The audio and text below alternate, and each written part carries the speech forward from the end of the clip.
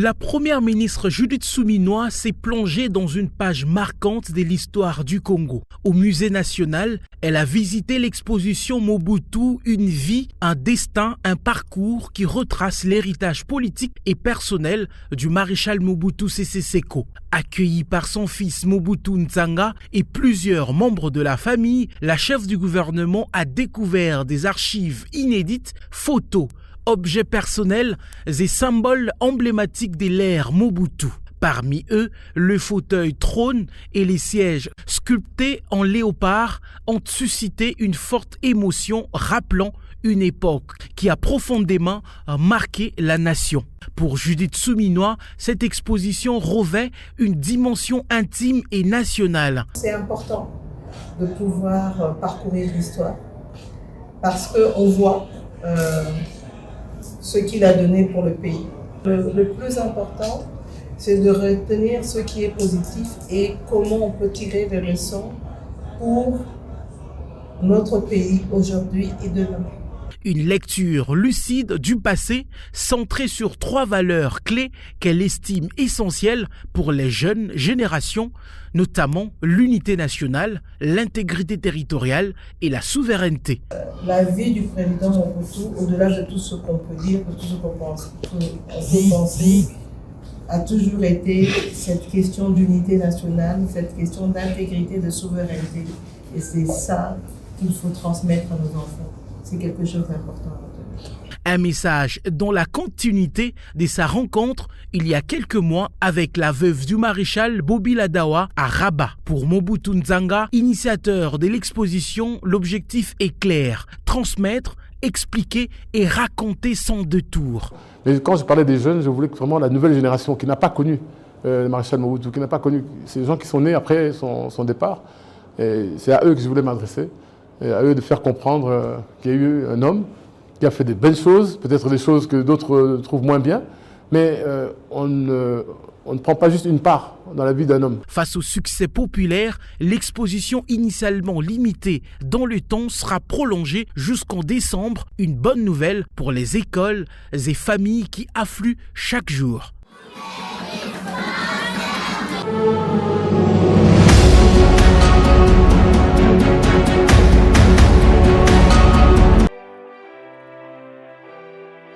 Le 30 octobre 2025, le chapiteau du collège Boboto à Kinshasa a servi de cadre à une cérémonie marquante, la célébration des 80 ans des Nations Unies en République démocratique du Congo, sous le thème 80 ans d'engagement pour la paix, les droits humains et le développement en RDC. Cet anniversaire a réuni les partenaires du gouvernement, la société civile et les agences du système des Nations Unies. La cérémonie a débuté par une exposition immersive offrant aux participants une rétrospective des actions conjointes menées au cours de l'année écoulée. C'est une manière concrète de réaffirmer l'idéal qui a fondé l'ONU, celui de construire un monde plus juste et plus solidaire. Pour accompagner l'ambition nationale, les Nations Unies ont mis en place une nouvelle feuille de route stratégique pour les 5 prochaines années. Depuis le mois de janvier de cette année, une nouvelle page s'est ouverte avec la signature du cadre de coopération pour le développement durable 2025-2029. Ce cadre de coopération n'est pas un simple document. Pour nous, c'est une boussole collective, une vision partagée pour un accompagnement, la réalisation des priorités nationales inscrites dans le programme national stratégique de développement et les engagements pris dans le cadre de l'agenda 2030. Représentant le gouvernement, le ministre d'État, ministre du Plan, a réaffirmé l'engagement de la RDC envers les valeurs de l'ONU tout en insistant sur les défis sécuritaires dans l'est du pays qui menacent l'atteinte des objectifs de développement durable. Malencontreusement, en ce jour, les célébrations de 8 décennies de notre organisation commune, malgré les efforts constants de stabilisation, notre pays fait face à des défis persistants dans sa partie orientale. Alors même que nous travaillons à améliorer la gouvernance et les conditions de vie de nos concitoyens, la République démocratique du Congo subit une agression injuste en violation flagrante de la Charte des Nations Unies et des principes fondamentaux du droit international. Le panel d'échange qui a suivi a permis d'approfondir la mise en œuvre de l'approche intégrée, humanitaire, développement, paix. L'ambition est claire, aller au-delà, plus vite et plus fort. Pour cela, tous les acteurs sont appelés à se mobiliser. Le gouvernement doit poursuivre les réformes. L'ONU doit renforcer l'appui technique et la société civile doit demeurer un pilier en assurant la redevabilité et la participation citoyenne.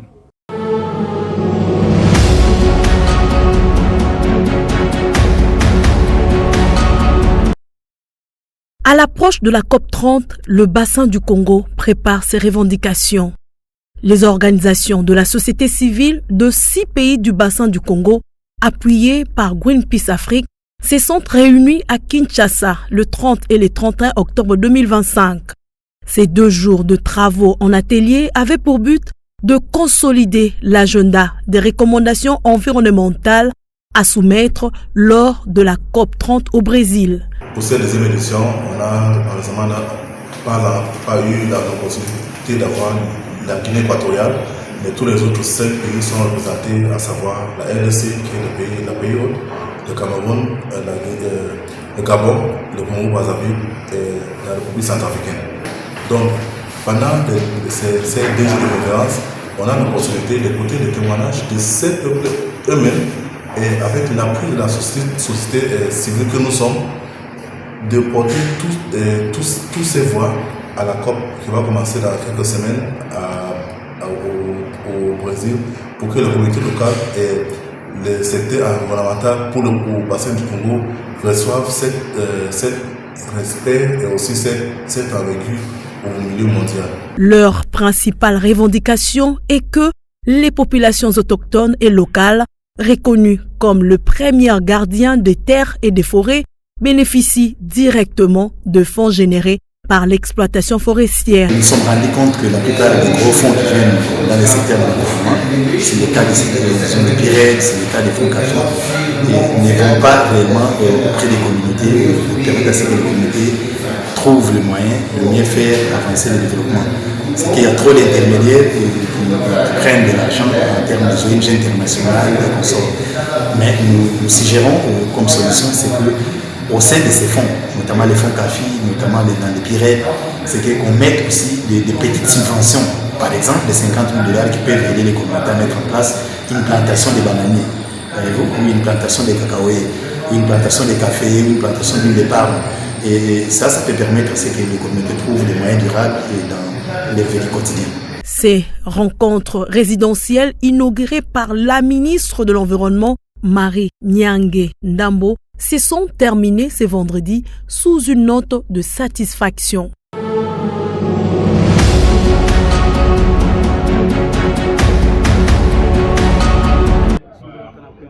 À Kinshasa, les préparatifs des évaluations de fin d'année scolaire entrent dans leur phase décisive.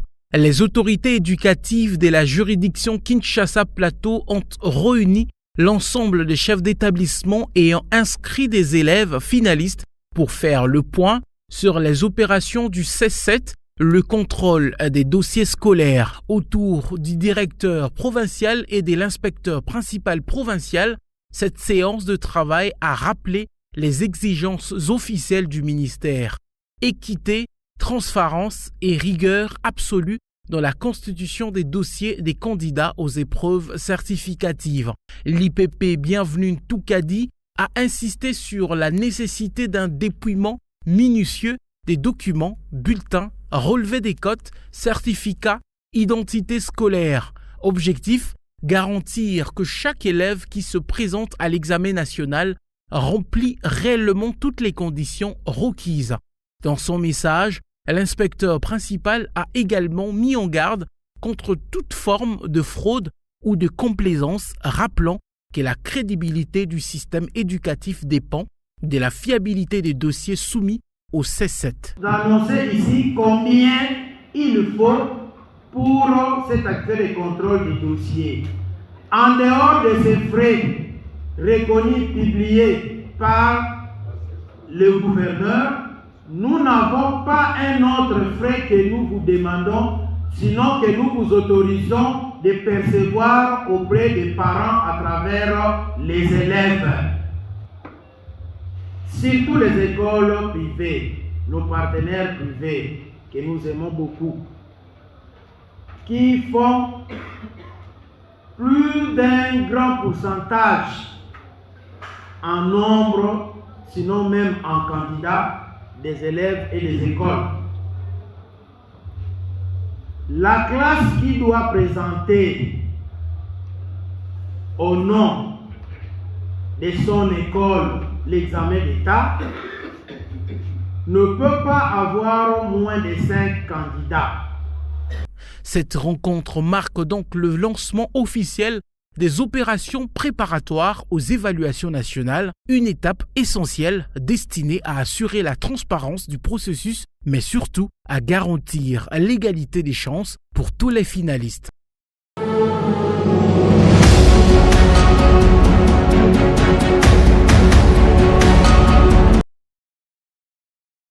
Pour cette première expérience à l'intérieur du pays, cela n'a concerné que 8 villes.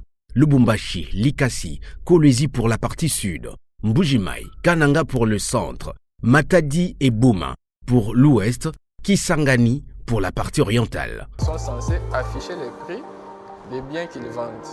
Et l'opération que les agents feront ne sera que le prélèvement. Et cette opération est connue, c'est une opération gratuite. Ça ne nécessite aucun paiement parce que les agents ne font que leur travail pour lequel l'État les paye. Avec ce processus, la population sera plus soulagée parce qu'elle aura maintenant accès à une information fiable grâce aux données qui seront prises dans l'application, analysées et postées sur le site internet du ministère de l'Économie nationale. Au total, 120 agents et cadres ont bénéficié de cette formation sur l'utilisation de cette application par les équipes des formateurs venus de Kinshasa, dépêchés par le vice-premier ministre de l'économie nationale, Daniel Mukoko Samba. Cette mission s'inscrit dans le cadre de la volonté du gouvernement, qui est celle de mobiliser les méthodes de surveillance du marché et de renforcer la transparence des prix sur l'ensemble du territoire national. Dans les 8 villes, les agents et cadres formés ont été valables à l'innovation technologique qui vise à digitaliser et fiabiliser les suivis des prix car désormais la transmission des données qui se faisait manuellement s'effectue à l'aide d'un smartphone. Nous sommes satisfaits. L'application Talo vient d'être démontrée sur terrain à travers les exercices expérimentaux que nous venons de faire. Et donc, il nous reste, dans le cas d'espèce, de bien pouvoir continuer à travailler tel que nous venons de recevoir les instructions de la part du formateur. Cette première phase de formation donnée dans les 8 villes s'étendra sur 25 autres, car le programme a reconnu 33 villes sur l'étendue du territoire national. À l'issue de cette formation, les participants ont reçu les outils de travail pour leur mission, composés des smartphones connectés à l'Internet et gilets des services pour un travail efficace sur le terrain avec l'appui des autorités provinciales.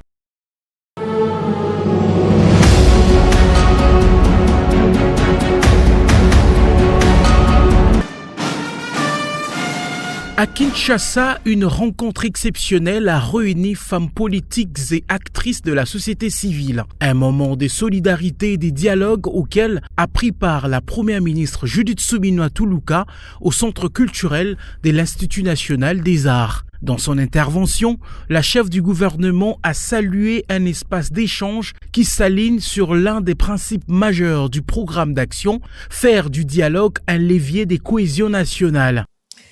Ce rassemblement n'est pas simplement une rencontre. C'est une lueur d'espoir, un appel à l'unité pour transformer nos aspirations en actions concrètes. Il est le lieu même où la solidarité féminine peut s'incarner pour construire un avenir égalitaire. Elle a rappelé la résilience des femmes congolaises engagées dans la paix et le développement, y compris dans les provinces encore touchées par les conflits. Derrière les chiffres, derrière les statistiques sur les pertes humaines et économiques, se cachent des vécus bien différents. Des histoires de souffrance, de résilience, de courage qui méritent d'être entendues et reconnues. Cette rencontre a également marqué les 25 ans de la résolution 1325 des Nations Unies qui consacre le rôle des femmes dans les processus de paix. Judith Souminois a salué l'engagement du président Félix Tshisekedi, champion de la masculinité positive, et souligné la progression de la représentativité féminine au sein du gouvernement, passé de 27% à 32%. De son côté, la ministre du Genre, Micheline Ombaye, a réaffirmé les avancées réalisées, des mécanismes de suivi opérationnel à tous les niveaux et une participation accrue des femmes aux instances de décision. En matière de négociation et de dialogue de paix, la femme congolaise a toujours joué un rôle majeur et contribué de manière efficace dans les différents processus de paix et de réconciliation. En conclusion, la Première ministre a lancé un appel fort. Ensemble, transformons nos défis en opportunités, soyons des bâtisseuses du présent et des architectes de l'avenir.